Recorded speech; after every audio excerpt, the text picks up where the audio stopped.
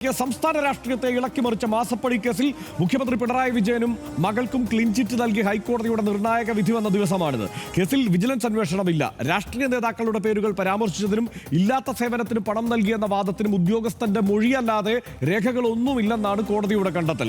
മുഖ്യമന്ത്രി വഴിവിട്ട് ഇടപെട്ടു എന്നതടക്കം ഹർജിക്കാരന്റെ എല്ലാ വാദങ്ങളും കോടതി തള്ളി. സംശയങ്ങളും തെളിവുകളും വേറെയാണെന്ന് കോടതി മാത്യു കുഴൽനാടനെ ഓർമ്മപ്പെടുത്തി. പക്ഷേ മാസപ്പടി എന്ന സർക്കാരിനെതിരായ ആയുധം കൈവിടില്ലെന്നാണ് കോൺഗ്രസ് പ്രതികരണങ്ങളിൽ നിന്ന് മനസ്സിലാകുന്നത്. മുഖ്യമന്ത്രിക്കെതിരായ പോരാട്ടം അനായാസമാകില്ലെങ്കിലും തുടരും എന്ന കുഴൽനാടന്റെയും ലാവ്ലിൻ കേസിന് സമാനമായ മെല്ലപ്പോക്ക് എന്ന വി ഡി സതീശന്റെയും പ്രതികരണങ്ങളിൽ നിന്ന് അത് വ്യക്തമാണ്.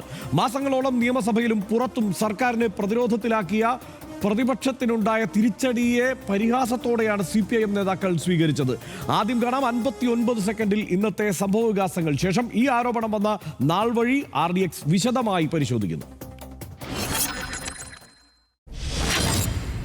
കേസിലെ വസ്തുതകൾ വിചാരണ കോടതി പരിഗണിച്ചില്ലെന്ന വാദം ഹൈക്കോടതി അംഗീകരിച്ചില്ല. മാത്യു കുഴൽനാടൻ നൽകിയ തെളിവുകൾ കേസെടുക്കാൻ മതിയായതല്ല. സംശയം തോന്നിക്കുന്ന രേഖകൾ മാത്രമാണ് നൽകിയത്. സംശയത്തിന്റെ പേരിൽ പൊതുപ്രവർത്തകർക്കെതിരെ അന്വേഷണം നടത്താനാവില്ല. പൊതുപ്രവർത്തകരെ പ്രതിയാക്കി വിളിച്ചുവരുത്തുന്ന നടപടി ഗൗരവതരമെന്നും കോടതി ഓർമ്മപ്പെടുത്തി. CMRL ഉദ്യോഗസ്ഥരുടെ ഡയറി തെളിവായി സ്വീകരിക്കാനാവില്ലെന്നും കോടതി വ്യക്തമാക്കി. മുഖ്യമന്ത്രിയുടെ മകൾ ടി വീണയ്ക്കും അവരുടെ കമ്പനി എക്സാലോജിക്കിനും CMRL ഇല്ലാത്ത സേവനത്തിന് പ്രതിഫലം നൽകിയെന്നായിരുന്നു വാദം. മുഖ്യമന്ത്രിയുടെ മകളെന്ന സ്ഥാനം ഉപയോഗിച്ച് മാസപ്പടി വാങ്ങിയെന്നും ആരോപിച്ചിരുന്നു. വിജിലൻസ് കോടതി അന്വേഷണ ആവശ്യം തള്ളിയതോടെയാണ് കേസ് ഹൈക്കോടതിയിലെത്തിയത്.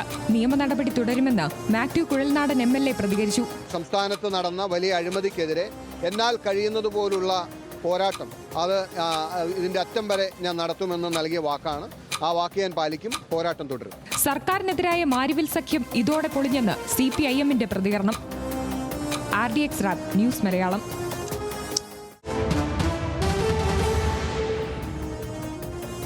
നമുക്ക് വളരെ വേഗത്തിൽ പരിശോധിക്കാം എന്താണ് മാസപ്പടി വിവാദം എന്ന്.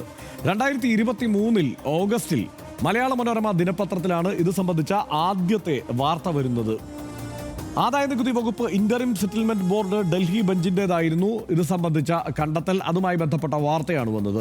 CMRL കമ്പനി നൽകാത്ത സേവനത്തിന് എക്സാലോജിക് സൊല്യൂഷൻസിന് പണം നൽകി. അതായത് എക്സാലോജിക് നൽകാത്ത സേവനത്തിന് CMRL പണം നൽകി എന്നതായിരുന്നു കണ്ടെത്തൽ.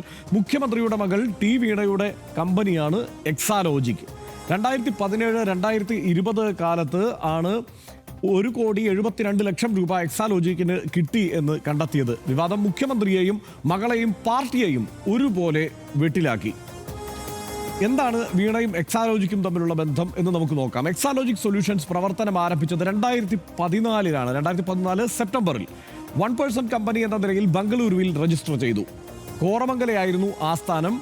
നോമിനി കമലാ വിജയനായിരുന്നു. കമ്പ്യൂട്ടർ അനുബന്ധ സേവനങ്ങൾ നൽകുന്നതാണ് ഈ കമ്പനിയുടെ പ്രവർത്തന മേഖല. 2016 മുതൽ സേവനങ്ങളിൽ സജീവമായിരുന്നു. കാര്യമായ ലാഭമുണ്ടാക്കിയതായി പക്ഷേ കണക്കുകളിലില്ല. 2022 നവംബർ 13 കമ്പനി പ്രവർത്തനം അവസാനിപ്പിക്കുകയും ചെയ്തു. വീണയുടേത് ഒരു ഷെൽ കമ്പനിയായിരുന്നു എന്നത് നമുക്ക് പരിശോധിക്കാം. അതൊരു ആരോപണം ഉയർന്നതാണല്ലോ. പൂട്ടുന്നതിന് മുൻപ് എക്സാലോജിക്കിനെയും വീണ വിജയനും കമ്പനി രജിസ്ട്രാർ പിഴയിട്ടു. നടപടി ഓഫീസിലേക്ക് രജിസ്ട്രാർ അയച്ച കത്ത് മടങ്ങിയതിനെ തുടർന്നായിരുന്നു. കമ്പനിക്ക് രജിസ്റ്റേർഡ് ഓഫീസ് ഇല്ല എന്ന കാരണം ചൂണ്ടിക്കാട്ടിയായിരുന്നു ഈ നടപടി. കോവിഡ് കാലത്ത് ഓഫീസ് പ്രവർത്തിച്ചില്ലെന്നാണ് ഇതിന് വീണ വിശദീകരണം നൽകിയത്. ഈ വാദം കമ്പനി രജിസ്ട്രാർ അംഗീകരിച്ചില്ല. വീണ 2 ലക്ഷം രൂപ പിഴയടക്കേണ്ടി വന്നു. വീണയ്ക്ക് ഈ കമ്പനി CMRL എന്തിനാണ് പണം നൽകിയത് എന്നതുകൂടി പരിശോധിക്കാം. 2016 എക്സാലോജിക്കും CMRLുമായി ഒരു കരാറുണ്ടാക്കിയിരുന്നു. IT മാർക്കറ്റിംഗ് കൺസൾട്ടൻസി സോഫ്റ്റ്വെയർ സേവനങ്ങൾ നൽകാം എന്നതായിരുന്നു ഇവർ തമ്മിലുള്ള കരാറിലെ ധാരണ. കരാർ പ്രകാരം മാസം തോറും പണം നൽകിയെന്ന് CMRL MD SN ശശിധരൻ കാർത്ത പറഞ്ഞു. വീണയെ IT കൺസൾട്ടന്റായി നിയമിച്ച ഓഫർ ലെറ്റർ ആദായനികുതി വകുപ്പ് കണ്ടെത്തുകയും ചെയ്തു. ഇനി എത്ര രൂപയാണ് വീണയ്ക്ക് കിട്ടിയത് എന്നത് പരിശോധിക്കാം. വീണയ്ക്ക് 2017 മാർച്ച് മുതൽ 55 ലക്ഷം രൂപ നൽകിയിട്ടുണ്ട്. എക്സാലോജിക് കമ്പനിക്ക് ലഭിച്ചത് 2016 ഡിസംബർ മുതൽ 1,17,00,000 രൂപയാണ്. 2017-18 വീണയ്ക്ക് നൽകിയത് 15 ലക്ഷം രൂപയാണ്. 2018-19 സോഫ്റ്റ്വെയർ സേവനങ്ങൾക്ക് 96 ലക്ഷം രൂപയും നൽകി. 2019-20 എക്സാലോജിക് സൊല്യൂഷന് 21 ലക്ഷവും 2019-20 വീണയ്ക്ക് 40 ലക്ഷവും. അങ്ങനെയായിരുന്നു കണക്ക്. ഇതിലെവിടെയാണ് പ്രശ്നം എന്നത് നോക്കാം. ബിസിനസ് ചെലവുകൾക്ക് പണം നൽകുന്നത് IT നിയമപ്രകാരം അനുവദനീയമാണ്. നൽകിയ തുക ഈ ഗണത്തിൽപ്പെടില്ല എന്ന് ഇന്ററിം സെറ്റിൽമെന്റ് ബോർഡ് പറയുന്നു.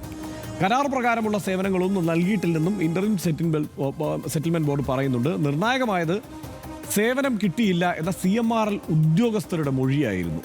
ഈ ആരോപണങ്ങളുടെയും കേസിൻ്റെയും ഒക്കെ തുടർച്ച അങ്ങനെയാണ് ഉണ്ടാവുന്നത്. മൊഴി നൽകിയത് CFO ആയ KS സുരേഷ് കുമാറും CGM ആയ P സുരേഷ് കുമാറുമായിരുന്നു.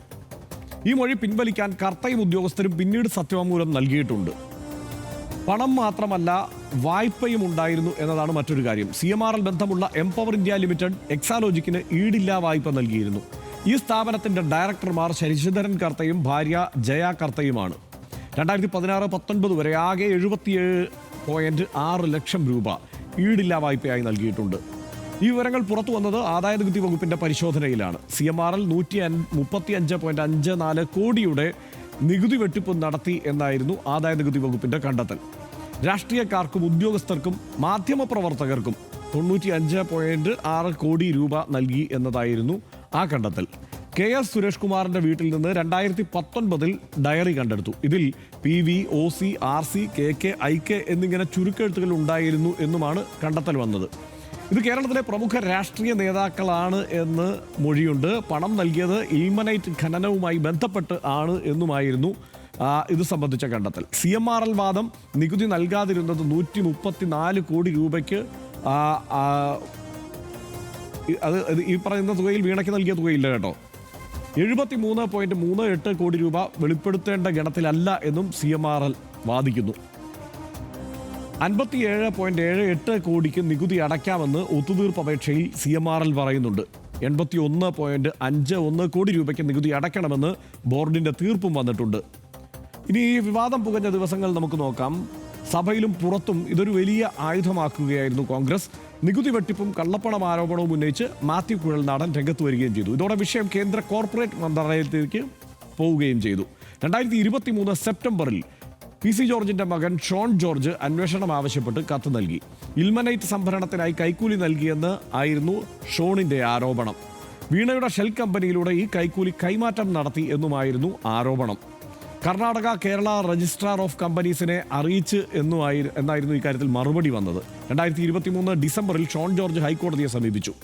കോർപ്പറേറ്റ് അഫയേഴ്സിലും SFIOയിലും പരാതികൾ ഉണ്ടായി.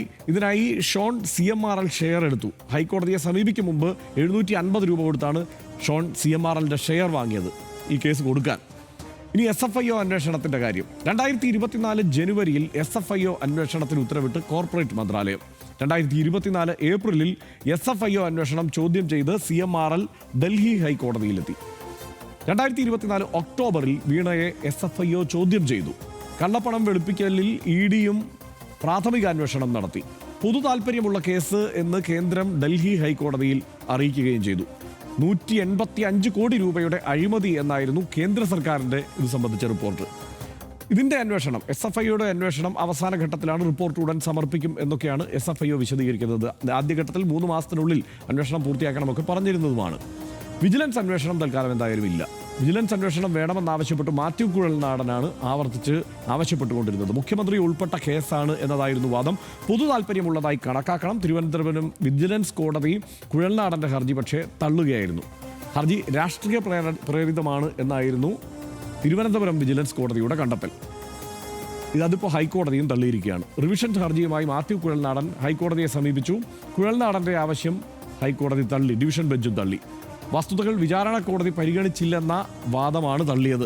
കുഴൽനാടൻ നൽകിയ തെളിവുകൾ കേസെടുക്കാൻ മതിയായതല്ല എന്നാണ് കോടതി ഇപ്പോൾ കണ്ടെത്തിയിരിക്കുന്നത്. സംശയം തോന്നിക്കുന്ന രേഖകൾ മാത്രമാണ് ഈ നൽകിയത് എന്നും വെറും സംശയത്തിന്റെ പേരിൽ പൊതുപ്രവർത്തകർക്കെതിരെ അന്വേഷണം നടത്താനാകില്ല എന്നും കോടതി ഇന്ന് തീർത്തു പറഞ്ഞിട്ടുണ്ട്. വിധിയോടുള്ള പ്രതികരണങ്ങൾ കൂടി വളരെ പെട്ടെന്ന് നമുക്ക് നോക്കാം. നിയമ പോരാട്ടം തുടരും എന്നാണ് മാത്യു കുഴൽനാടൻ പറയുന്നത്. ലാവ്ലിന് സമാനമായ അനിശ്ചിതത്വമെന്ന് VD സതീശൻ പ്രതികരിച്ചിട്ടുണ്ട്. ഉണ്ടയില്ലാ വെടി ഹൈക്കോടതി തള്ളിയെന്ന് CPIM സംസ്ഥാന സെക്രട്ടറി MV ഗോവിന്ദൻ പറഞ്ഞിട്ടുണ്ട്. പ്രതിപക്ഷം പൊളിഞ്ഞു എന്നാണ് മന്ത്രി MB രാജേഷ് പറഞ്ഞത്. മുഖ്യമന്ത്രിയുടെയും മന്ത്രിമാരുടെയും കൈകൾ ശുദ്ധമെന്നാണ് മന്ത്രി സജി ചെറിയാൻ പറഞ്ഞത്. കേസ് കുപ്പത്തൊട്ടിയിലാണ് എന്നാണ് AK ബാലന്റെ പ്രതികരണം. അതേസമയം കോൺഗ്രസിനെതിരെ ഇപ്പോൾ BJPയിലുള്ള ഷോൺ ജോർജ് രംഗത്തെത്തി. പിണറായിക്ക് കീഴിലെ ഏജൻസിയുടെ അന്വേഷണം ആവശ്യപ്പെട്ടത് എന്തിനാണ് എന്നാണ് ഷോൺ ജോർജ് ആവശ്യപ്പെട്ടത്. ഇത്രയുമൊക്കെയാണ് ഈ വിഷയത്തിൽ വന്ന പ്രതികരണങ്ങൾ. സനീഷ, ഇതിലേറ്റവും രസകരമായ ഒരു കാര്യം ഓർപ്പിച്ചുകൊണ്ട്, ഇതുപോലെ ഈ വിവാദങ്ങളും കേസുകളും ഉണ്ടാകുമ്പോൾ പേരിടാൻ മിടുക്കരാണ് മലയാള മനോരമ. അങ്ങനെ വന്ന ഒരു പേരാണ് ഈ മാസപ്പടി എന്നത്. എന്തായാലും അത് ഇപ്പോൾ നമ്മളടക്കം പ്രയോഗിക്കുന്നു, എല്ലാവരും പ്രയോഗിക്കുന്ന തലത്തിലേക്ക് അത് മാറി. മാസപ്പടി എന്നതുകൊണ്ട് തന്നെ അത് എവിടെ ചെന്ന് കൊള്ളണം എന്നുദ്ദേശിച്ചോ അവിടെ അത് എത്തിക്കുന്നതിലും മലയാള മനോരമ വിജയിച്ചു. ഇപ്പോൾ ഈ കേസിന്റെ ഇപ്പോഴത്തെ സ്ഥിതി സംബന്ധിച്ച്, ഹൈക്കോടതിയുടെ വിധി സംബന്ധിച്ച് എങ്ങനെയാണ് വിലയിരുത്തൽ? ഇതിനകത്ത് ഏറ്റവും പ്രധാനപ്പെട്ട കാര്യം രാഷ്ട്രീയം ഇപ്പോൾ പറഞ്ഞു തന്നെയാണ്. മാധ്യമങ്ങളാണ് ഈ കേസ് ഈ സംഭവം പുറത്തേക്ക് കൊണ്ടുവന്നത്. അല്ലാതെ പ്രതിപക്ഷ നേതാക്കൾക്ക് അങ്ങനെയൊരു സംഭവം പുറത്തേക്ക് കൊണ്ടുവരാനും പറ്റിയില്ല. എന്നാൽ കൊണ്ടുവന്ന് വലിയ ചർച്ചയൊക്കെ ആയതിനു ശേഷം ഇപ്പോൾ കോടതിക്ക് മുമ്പാകെ തെളിവുകൾ കൊണ്ടുവരാൻ പറ്റിയിട്ടില്ല എന്നാണ് അതിൻ്റെ പ്രധാനപ്പെട്ട കാര്യം. എന്ന് വെച്ചാൽ മാത്യു കുഴൽനാടനും രാഷ്ട്രീയ പ്രതിപക്ഷത്തിനും ആ തരത്തിലൊരു വീഴ്ച ഉണ്ടായിട്ടുണ്ട് എന്നാണ് നമ്മൾ കാണുന്നത്. ഇതിനകത്ത് പ്രധാനപ്പെട്ട ഒരു കാര്യം ഹർഷൻ, അതായത് എല്ലാവരുടെയും പ്രതികരണങ്ങൾ വന്നു. എനിക്ക് ഈ കേസുമായി ബന്ധപ്പെട്ട് ഇത്രയും കാലം ഈ ചർച്ച നടന്നപ്പോഴുള്ള ഏറ്റവും പ്രധാനപ്പെട്ട മിസ്സിംഗ് എന്താണെന്ന് അറിയാം. അത് ഈ വീണ തൈക്കണ്ടിയിൽ എന്ന് പറയുന്ന വ്യക്തി, അതായത് ഈ കമ്പനിയുടെ ഉടമ, ഈ ആക്ഷേപങ്ങളെല്ലാം വരുന്ന കേരളം മുഴുവൻ ചർച്ച ചെയ്യുന്ന സംഗതി, അവരുടേതായിട്ടൊരു പ്രതികരണവും വന്നിട്ടില്ല. അന്നും വന്നിട്ടില്ല, ഇന്നും വന്നിട്ടില്ല. അവരൊരു വളരെ പ്രൈവറ്റ് ആയിട്ടുള്ള പേഴ്സൺ ആയിരിക്കാം, അവർ മാറി നിൽക്കുന്ന ആളായിരിക്കാം, അവർക്ക് അവരുടെ പ്രൈവസി സംരക്ഷിക്കാനുള്ള ഉത്തരവാദിത്തം ഉണ്ടായിരിക്കാം, അവർക്ക് അതിനുള്ള അർഹതയുമുണ്ട്. പക്ഷേ ഇത്രയ്ക്ക് പ്രമാദമായൊരു കേസ് വന്നാൽ എക്സാലോജിക് എന്ന് പറയുന്ന കമ്പനി, ഇപ്പോഴില്ലാത്ത കമ്പനി, എന്താണ് സംഭവിച്ചത് എന്ന് വിശദീകരിക്കേണ്ടതായിരുന്നു എന്നൊരു തോന്നൽ എനിക്ക് എപ്പോഴും വരാറുണ്ട്. ആ വിശദീകരണം, ഇത്തരം സംഗതികളെല്ലാം മിസ്സിംഗ് ആണ്. ഇതിനകത്ത് ഉള്ളതുകൊണ്ട് ഞാൻ ഒരു കാര്യം മാത്രം പറഞ്ഞ് നമുക്ക് അടുത്ത വിഷയത്തിലേക്ക് പോകാം. ഹർഷൻ്റെ ടേക്ക് കൂടെ കഴിഞ്ഞതിന് ശേഷം, അതായത് ഒന്ന്, ഞാൻ നേരത്തെ പറഞ്ഞാണ്, പ്രതിപക്ഷത്തിന് ഒരു സംഭവവും രാഷ്ട്രീയ ആരോപണങ്ങളും ഭരണപക്ഷത്തിനെതിരെ കാര്യമായിട്ട് കൊണ്ടുവരാനേ പറ്റുന്നില്ല. കഴിഞ്ഞ തെരഞ്ഞെടുപ്പുകൾ വരുമ്പോൾ ഓരോ ആക്ഷേപങ്ങൾ ഇങ്ങനെ വരികയാണ്. പേജ് കണക്കിന് സോഷ്യൽ മീഡിയയിൽ കോടിക്കണക്കിന് പേജ് കണക്കിന് കണ്ടന്റുകൾ ഇങ്ങനെ തള്ളുക, എല്ലാ ദിവസവും മാധ്യമങ്ങളിൽ നിരന്തരമായ വാർത്താ സമ്മേളനങ്ങൾ കൊണ്ടുവരിക എന്നതല്ലാതെ ഈന്തപ്പഴത്തിൽ സ്വർണ്ണം കടത്തൽ, ബിരിയാണി ചെമ്പിൽ കടത്തൽ, ഖുറാൻ വെച്ച് കടത്തൽ, ലൈഫ് വിവാദം, ഒന്നും ആലോചിച്ച് നോക്കും. നമ്മുടെ മാധ്യമപ്രവർത്തകരുടെ മുന്നിലൂടെ കടന്നുപോയ ഈ രാഷ്ട്രീയ ആരോപണങ്ങളായിട്ട് വലിയ ശബ്ദബഹളങ്ങളായിട്ട് ചർച്ചയും മറ്റുമായിട്ട് പോയ ഏത് സംഭവമാണ് പ്രതിപക്ഷത്തിന് കോടതിക്ക് മുമ്പാകെ തെളിവുകളോടെ കൊണ്ടുവന്ന് വെക്കാൻ പറ്റിയെന്നാണ് ഏറ്റവും പ്രധാനപ്പെട്ട കാര്യം. ഇപ്പോൾ ഇത്രയും പ്രമാദമായിട്ടുള്ള പ്രധാനപ്പെട്ട ഒരു കേസിൽ കോടതി തെളിവില്ല, രാഷ്ട്രീയ പ്രേരിതമാണ്, നിങ്ങൾ കൊണ്ടുവന്ന തെളിവുകൾ വെറും സംശയം മാത്രമേ ഉള്ളൂ, അല്ലാതെ സബ്സ്റ്റാൻഷ്യേറ്റ് ചെയ്യുന്ന കാര്യങ്ങളില്ല എന്നതൊക്കെയാണല്ലോ വരുന്നത്. അപ്പോൾ ഈ പറയുന്ന പ്രതിപക്ഷത്തിൻ്റെ വീക്ക്നെസ് എന്നുള്ളതും ഉറച്ചു നിൽക്കുന്ന ഒരു തെളിവ് ഒരു സംസ്ഥാന സർക്കാരിനെതിരെ, അതും രണ്ടാം തവണയും ഭരിക്കുന്ന ഒരു സംസ്ഥാന സർക്കാരിനെതിരെ കൃത്യമായുള്ളൊരു ആരോപണം കൊണ്ടുവന്ന് നോക്കാൻ പോലും പ്രതിപക്ഷത്തിന് പറ്റുന്നില്ല എന്നതാണ് ഇതിനകത്ത് ഞാൻ കാണുന്നൊരു പ്രധാനപ്പെട്ട കാര്യം. റൈറ്റ്. ഇപ്പോൾ സനീഷ് പറഞ്ഞു തുടങ്ങിയ വിഷയമുണ്ടല്ലോ, അത് തന്നെയാണ്. ഇപ്പോൾ സ്പ്രിംഗ്ലറുമായി ബന്ധപ്പെട്ടൊരു വിവാദം ഈ സർക്കാർ തന്നെ നേരിട്ടതാണ്. ആരുടെയാണ് ആദ്യം വന്ന വിശദീകരണം? സ്പ്രിംഗ്ലറിൻ്റേതായിരുന്നു. ബെവ്ക്യൂ മറ്റൊരു കമ്പനിയുമായി ബന്ധപ്പെട്ട്, ഈ ബിവറേജസ് ആപ്പുമായി ബന്ധപ്പെട്ട് ആരുടെയാണ് വന്ന പ്രതികരണം? ബെവ്ക്യൂവിൻ്റേതായിരുന്നു. ആ നിലയ്ക്ക് നോക്കിയാൽ എക്സാലോജിക്കിൻ്റെ പ്രതികരണമായിരുന്നു ആദ്യം വരേണ്ടത്. അങ്ങനെയെങ്കിൽ ഇതിൻ്റെ ചർച്ചയുടെ ഗതി തന്നെ മറ്റൊന്നാകുമായിരുന്നു. ഒരുപക്ഷേ CPIM അതിനെ കരുതിയിട്ടുണ്ടാവുക ഇതൊരു രാഷ്ട്രീയ ആരോപണം തന്നെയായി അവതരിപ്പിക്കുകയാണല്ലോ, അതിനിവിടെ ഒരു മറുപടി പറഞ്ഞാൽ പിന്നെ എവിടെ വരെ അത് കൊണ്ടുപോകേണ്ടി വരുമെന്നൊക്കെയുള്ള ആശങ്ക അവർക്കുണ്ടാകാം. പക്ഷേ ഒരു കമ്പനി എന്ന മട്ടിൽ അവരത് വിശദീകരിച്ചിരുന്നെങ്കിൽ ആ നിലയ്ക്ക് നമുക്ക് മനസ്സിലാക്കാമായിരുന്നു. ഈ സേവനങ്ങൾ സംബന്ധിച്ച് ഇപ്പോഴും ഇതെന്താണ് സേവനം, എന്ത് സേവനം ഇവർ നൽകിയത് എന്നതൊക്കെയുള്ള സംശയം നിലനിൽക്കുകയാണല്ലോ. അതായത് ഇപ്പോൾ ഹർഷനും ഞാനും ഒരു ആരോപണത്തിൽപ്പെട്ടാൽ നമുക്കൊരു കമ്പനി ഉണ്ടെങ്കിൽ ഉദാഹരണത്തിന് നമ്മളാണല്ലോ മറുപടി പറയേണ്ടത്. അപ്പോൾ അവിടെ മുഖ്യമന്ത്രിയുടെ മകളെന്നുള്ള ഒരു പ്രിവിലേജ് അവർ ഉപയോഗിക്കുന്നുണ്ടോ എന്ന് സംശയം തോന്നും. അത്രേ ഉള്ളൂ. പക്ഷേ ഈ ആരോപണത്തിന്റെ ഒരവസ്ഥ, ഇതിപ്പോൾ അത് പ്രത്യേകിച്ച് മാത്യു കുഴൽനാടൻ ഉന്നയിച്ച ആരോപണങ്ങളുമായി ബന്ധപ്പെട്ട് നമ്മൾ നോക്കിയാൽ, ഇപ്പോൾ തോട്ടപ്പള്ളി സ്പിൽവേ മുഖത്ത് KMML നീക്കുന്ന മണൽ CMRL നൽകുന്നതിന് വേണ്ടിയിട്ടാണ് ഈ ഇങ്ങനെ ഒരു നീക്കം നടത്തിയത് എന്നതാണല്ലോ ഒരാരോപണം. അതിൽ ഇന്ന് തന്നെ കോടതി തന്നെ ഈ കാര്യത്തിൽ കൃത്യമായി കാര്യം പറയുന്നുണ്ട്. അത് കൃത്യമായ കരാർ വെച്ച് വിപണി നിരക്ക് ഈടാക്കിയാണ് നൽകുന്നത്. മാത്രമല്ല പ്രളയ ഭീഷണി പരിഹരിക്കാനാണ് ഈ മണൽ നീക്കം. ഇതിൽ മുഖ്യമന്ത്രി വഴിവിട്ട് ഇടപെട്ടു എന്ന ആരോപണത്തിന് വസ്തുതകൾ ഹാജരാക്കാൻ മാത്യു കുഴൽനാടന് കഴിഞ്ഞിട്ടില്ല എന്ന്. ഇതിലൊരു രസകരമായ കാര്യം, മാത്യു കുഴൽനാടൻ്റെ ഏറ്റവും അടുത്ത സുഹൃത്താണ് M. ലിജു. ഏറ്റവും കൂടുതൽ ഈ സ്പിൽവേയിലെ മണൽ നീക്കണമെന്നുള്ള ആവശ്യം ഉന്നയിക്കുന്ന നേതാക്കളിൽ ഒരാൾ കൂടിയാണ് M. ലിജു.